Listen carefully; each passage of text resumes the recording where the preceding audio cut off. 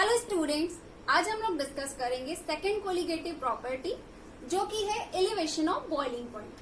तो सबसे पहले ये समझ लेते हैं कि एलिवेशन ऑफ बॉइलिंग पॉइंट क्या होता है और ये क्यों होता है।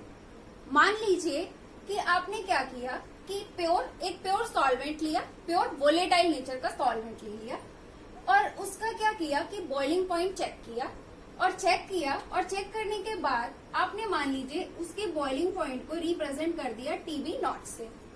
फिर आपने क्या किया कि उसी सॉल्वेंट को लिया और ले करके उसमें कोई नॉन वोलेटाइल सॉल्यूट को मिक्स कर दिया और मिक्स करके सॉल्यूशन का फॉर्मेशन कर लिया।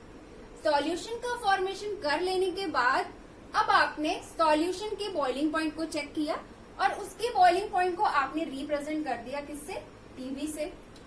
फिर आपने क्या किया कि दोनों के ही बॉइलिंग पॉइंट को आपस में कंपेयर किया, सॉल्वेंट के और सॉल्यूशन के बॉइलिंग पॉइंट को आपस में कंपेयर किया तो आपने ये पाया कि सॉल्यूशन का जो बॉइलिंग पॉइंट है वो सॉल्वेंट के बॉइलिंग पॉइंट से अधिक है। यानी कि जब हम किसी एक वोलेटाइल सॉल्वेंट में नॉन वोलेटाइल सॉल्यूट को मिक्स करके सॉल्यूशन का फॉर्मेशन करते हैं तो सॉल्यूशन बनाने के बाद बॉइलिंग पॉइंट में बढ़ोतरी आ जाती है।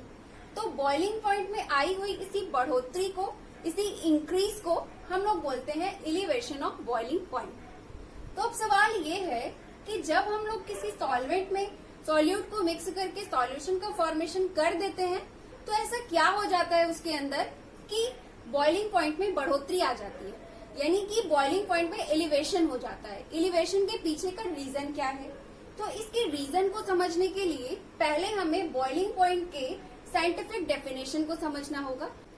तो पहले हम लोग बॉइलिंग पॉइंट की डेफिनेशन की बात कर लेते हैं। देखिए, इसे ऐसे समझ लेते हैं कि मान लीजिए हमने क्या किया कि एक लिक्विड को लिया और हमने क्या किया कि इसे बर्नर के ऊपर रख करके इस पर हीट प्रोवाइड करना स्टार्ट किया।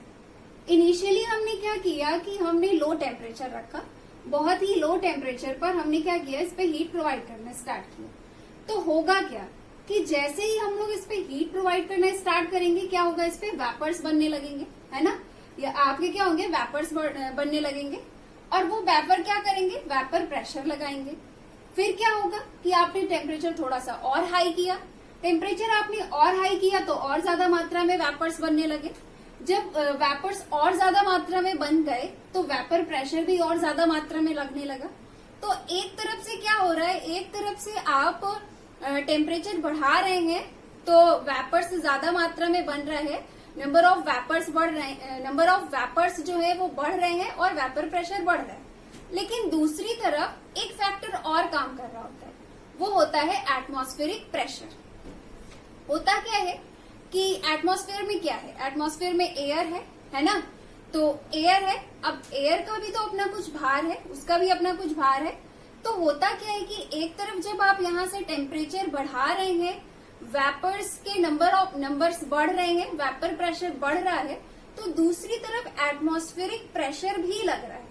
तो ये जो एटमॉस्फेरिक प्रेशर लग रहा है ऊपर से, ये क्या कर रहा है, ये वेपर के बनने की दर को कम कर रहा है। ये जो मैंने ऐसे एरो बना के दिखाया, ये क्या कर रहा है, ये ऊपर से प्रेशर लगा के इसके वेपर्स के बनने की दर को क्या कर रहा है, कम कर रहा है ना। तो वेपर्स कम बन रहे हैं। तो अब आपने क्या किया, टेम्परेचर और बढ़ा दिया। अब आपने टेम्परेचर और बढ़ाया, और ज्यादा मात्रा में वेपर्स बनने लगा, और ज्यादा वेपर प्रेशर बढ़ा, है ना। तो होता क्या है कि जैसे जैसे आप टेम्परेचर बढ़ाते जाते हैं वैसे वैसे वेपर्स के नंबर्स बढ़ते जाते हैं, वैसे वैसे वेपर प्रेशर बढ़ता जाता है। तो बढ़ाते बढ़ाते टेम्परेचर बढ़ाते एक ऐसा सिचुएशन आ जाता है, एक ऐसा टाइम आ जाता है कि ये जो वेपर प्रेशर है इसकी वैल्यू एटमॉस्फेरिक प्रेशर के बराबर हो जाती है। वेपर प्रेशर और एटमॉस्फेरिक प्रेशर दोनों एक दूसरे के बराबर हो जाते हैं। तो वो पर्टिकुलर टेम्परेचर जिस पर कि लिक्विड का वेपर प्रेशर एटमॉस्फेरिक प्रेशर के बराबर हो जाता है, उस पर्टिकुलर टेम्परेचर पे क्या होता है, लिक्विड बॉईल होने लगता है। तो उसी टेम्परेचर को हम लोग लिक्विड का बॉइलिंग पॉइंट कहते हैं। यानी कि अगर हमें बॉइलिंग पॉइंट को एक्सप्लेन करना हो, डिफाइन करना हो, तो हम इस तरह से कह सकते हैं कि वो पर्टिकुलर टेम्परेचर किसी लिक्विड के लिए, किसी लिक्विड का वो पर्टिकुलर टेम्परेचर जिस पर कि लिक्विड का वेपर प्रेशर एटमॉस्फेरिक प्रेशर के बराबर हो जाए, उसी टेम्परेचर को उस लिक्विड का बॉइलिंग पॉइंट कहते हैं।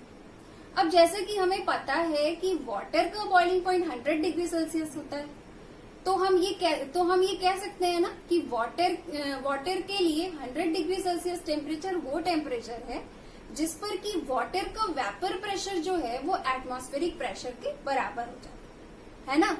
तो ये तो हो गई बॉइलिंग पॉइंट के डेफिनेशन की बात। अब हम लोग क्या करेंगे कि बॉइलिंग पॉइंट के डेफिनेशन का यूज करके ये समझने की कोशिश करेंगे कि जब हम लोग किसी सॉल्वेंट में सॉल्यूट को मिक्स करके सॉल्यूशन का फॉर्मेशन कर लेते हैं तो ऐसी क्या चेंजिंग आ जाती है इसके अंदर जो इसका बॉइलिंग पॉइंट बढ़ जाता है। सॉल्यूशन का बॉइलिंग पॉइंट क्यों बढ़ जाता है, अब इस चीज को समझेंगे। देखिए, जब मैंने आपको राउल्स लॉ पढ़ाया था, Raoult's law for solution containing non volatile solute, तो वहां पर मैंने आपको ये बात बताया था कि जब हम लोग किसी वोलेटाइल सॉल्वेंट में नॉन वोलेटाइल सॉल्यूट को मिक्स करके सॉल्यूशन का फॉर्मेशन करते हैं तो होता क्या है कि नॉन वोलेटाइल सॉल्यूट को मिक्स कर देने की वजह से सॉल्यूशन का जो वेपर प्रेशर होता है वो घट जाता है ना। ये चीज मैं आपको बता चुकी हूँ। तो यहाँ पे देखिए, यहाँ पे क्या हुआ कि आपने सॉल्वेंट में, वोलेटाइल सॉल्वेंट में नॉन वोलेटाइल सॉल्यूट को मिक्स करके सॉल्यूशन का फॉर्मेशन कर लिया। जब आपने सॉल्यूशन का फॉर्मेशन कर लिया तो क्या हुआ, यहाँ पे चूंकि आपने नॉन वोलेटाइल सॉल्यूट को यूज किया है तो क्या होगा, इसका वेपर प्रेशर जो है वो घट जाएगा, है ना। अब जब इसका वेपर प्रेशर घट गया है, सॉल्वेंट के कंपेयर में सॉल्यूशन का वेपर प्रेशर जो है वो घट गया है, कम हो गया है ना। तो अब जब इसका वेपर प्रेशर घट गया है तो इसके वेपर प्रेशर को एटमॉस्फेरिक प्रेशर के बराबर ले जाने के लिए हमें क्या करना पड़ेगा, ज्यादा हीट प्रोवाइड करना पड़ेगा, है ना। क्योंकि सॉल्वेंट में, प्योर सॉल्वेंट के केस में क्या था कि कोई सॉल्यूट नहीं था, ये अकेला था, ये वोलेटाइल नेचर का था। तो यहाँ पे क्या था कि यहाँ पे थोड़ी सी ही हीट में इसका वेपर प्रेशर एटमॉस्फेरिक प्रेशर के बराबर हो जा रहा था, है ना। लेकिन सॉल्यूशन में क्या है, सॉल्यूशन में एक नॉन वोलेटाइल नेचर का आपने सॉल्यूट मिक्स कर रखा है। अब इसकी वजह से क्या हो रहा है कि इसका वेपर प्रेशर कम हो गया है। तो इसका वेपर प्रेशर हमें एटमॉस्फेरिक प्रेशर के बराबर ले जाने के लिए हमें इसके कंपेयर में सॉल्यूशन के केस में ज्यादा हीट प्रोवाइड करना पड़ेगा, है ना। तो यही कारण है कि जो सॉल्यूशन का बॉइलिंग पॉइंट होता है वो सॉल्वेंट के कंपेयर में ज्यादा होता है ना। सिंपल सी चीज है ना।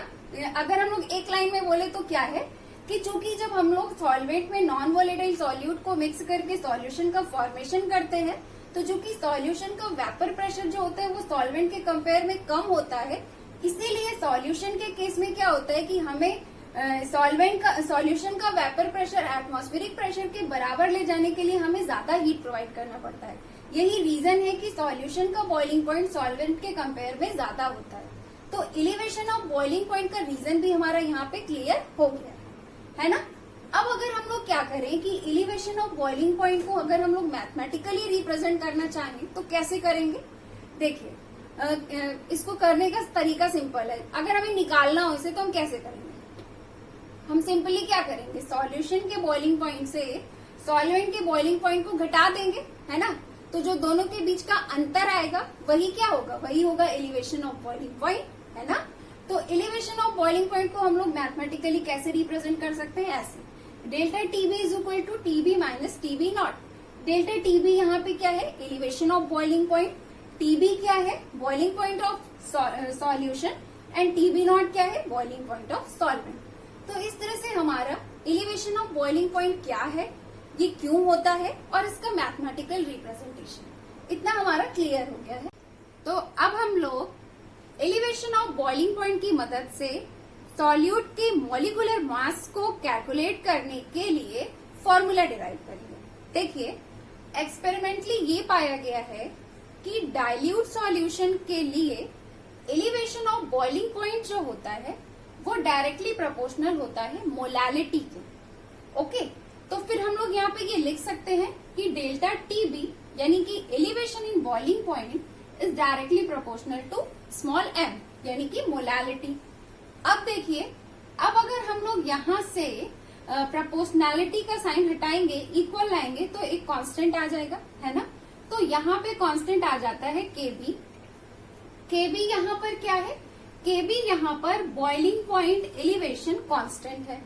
देखिए, केबी जो होता है, हर सॉल्वेंट का अपना अलग अलग होता है, हर सॉल्वेंट का अलग अलग होता है और सबका अपना कांस्टेंट होता है। वाटर के लिए अपना अलग वैल्यू है, एथिल अल्कोहल के लिए अपनी अलग वैल्यू है, और बाकी के दूसरे सॉल्वेंट्स के लिए सबकी अपनी अपनी अलग कांस्टेंट वैल्यू होती है केबी की। ओके, देखिए इतनी चीज तो हमें समझ में आ गई। अब आगे आ जाते हैं। अगर हम लोग मोलालिटी की बात करें तो मोलालिटी हम लोग पढ़ चुके हैं और मोलालिटी की डेफिनेशन हमें पता है। मोलालिटी के बारे में हमें क्या पता है? मोलालिटी को अगर हम डिफाइन करें तो क्या होता है? यही होता है कि 1 किलोग्राम सॉल्वेंट में सॉल्यूट के जितने नंबर ऑफ मोल्स डिसॉल्व होते हैं वही क्या होता है? वही उस सॉल्यूशन की मोलालिटी होती है ना। तो मोलालिटी का फॉर्मूला क्या हो जाएगा? Number of moles of solute upon mass of solvent in KG, है ना। तो अब देखिए, अगर हम लोग number of moles of solute की बात करें, यानी कि स्मॉल एन की बात करें, तो number of moles is equal to क्या होता है? Number of moles is equal to क्या होता है? मास अपॉन मॉलिक्यूलर मास, है ना। तो यहाँ पे हम लोग सॉल्यूट के नंबर ऑफ मोल्स की बात कर रहे हैं, तो हम लोग यहाँ पे क्या लिखेंगे? यहाँ पे हम लोग नंबर ऑफ मोल्स की जगह ये लिख सकते हैं ना कि mass of solute upon molecular mass of solute, है ना। तो अब हमने क्या किया कि स्मॉल एन के फॉर्मूले को यहाँ पर पुट कर दिया, ठीक है। स्मॉल एन की जगह अब क्या हो जाएगा? Small W upon capital M, जो कि हमने यहाँ पर लिख दिया। अब हमें क्या मिल गया? देखिए, small W upon capital M into क्या है? कैपिटल डब्ल्यू, यानी कि कैपिटल डब्ल्यू क्या है? Mass of solvent in KG, है ना। अब अगर हम लोग क्या करें कि सॉल्वेंट के मास को किलोग्राम की जगह अगर हम ग्राम में लें, तो हमें क्या करना होगा? हम उसके लिए क्या करेंगे कि 1000 से मल्टीप्लाई कर देंगे, ठीक है। 1000 से हम मल्टीप्लाई कर देंगे। तो इस तरह से हमें क्या हुआ? मोलालिटी का फॉर्मूला मिल गया है। अब हम क्या करेंगे कि मोलालिटी का जो हमें फॉर्मूला मिला है, इसे हम लोग इक्वेशन 1 में पुट कर देंगे, तो हमें क्या मिल जाएगा? देखिए, केबी हो गया, बाकी मोलालिटी की जगह पे स्मॉल एन की जगह पे क्या हो जाएगा? स्मॉल एम की जगह ये कंप्लीट वैल्यू हो जाएगी, है ना। Small W into 1000 upon M dash into capital W. तो इस तरह से हमें क्या मिल गया? एलिवेशन ऑफ बॉइलिंग पॉइंट का फॉर्मूला मिल गया। अब यहाँ पर देखिए, अब अगर हमें क्या करना हो तो अगर हमें सॉल्यूट का मॉलिक्यूलर मास कैलकुलेट करना हो, तो हम इस फॉर्मूले का यूज करके आसानी से कैलकुलेट कर सकते हैं, है ना। एम डैश यहाँ पे क्या है? एम डैश यहाँ पे क्या है? सॉल्यूट का मॉलिक्यूलर मास है, मॉलिक्यूलर मास ऑफ सॉल्यूट। अगर हमें क्या पता हो? सॉल्वेंट का वेट पता हो और सॉल्वेंट का मास हमें पता हो और सॉल्यूट का मास हमें पता हो, केबी पता हो, जो कि कांस्टेंट होती है, जो भी सॉल्वेंट लिया गया है उसके अकॉर्डिंग दिया रहेगा, कांस्टेंट होता है, और डेल्टा टीवी हमें पता हो, एलिवेशन इन बॉइलिंग पॉइंट पता हो, तो हम आसानी से सॉल्यूट के मॉलिक्यूलर मास को कैलकुलेट कर सकते हैं। तो यहाँ पे हमारा एलिवेशन ऑफ बॉइलिंग पॉइंट यानी कि सेकेंड कोलिगेटिव प्रॉपर्टी जो है वो कंप्लीट हो गया है। अब हम लोग मिलेंगे नेक्स्ट लेक्चर में। Have a nice day. Thank you so much.